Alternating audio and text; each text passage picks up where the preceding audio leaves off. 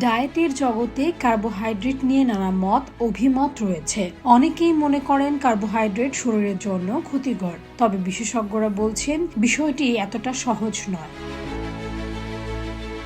Carbohydrate আসলে শরীরের প্রধান জ্বালানি। এটি শরীরে গ্লুকোজ তৈরি করে, যা মস্তিষ্ক, পেশি এবং স্নায়ুতন্ত্রের জন্য শক্তি যোগায়। তাই কার্বোহাইড্রেট সম্পূর্ণভাবে বাদ দিয়ে দিলে শরীরে ক্লান্তি ও শক্তির ঘাটতি দেখা দিতে পারে।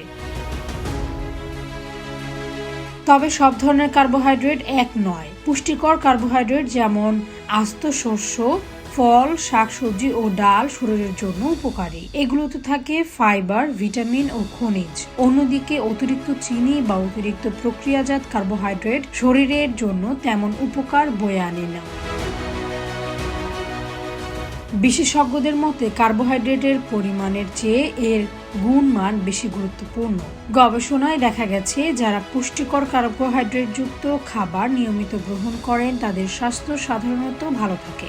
এছাড়া কার্বোহাইড্রেট খাওয়ার সময়ও গুরুত্বপূর্ণ।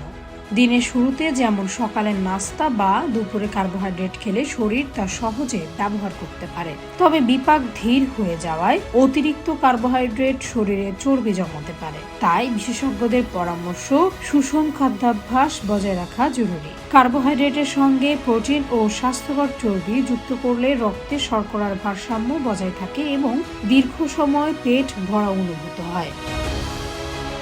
Desk report, captain's TV, Dhaka.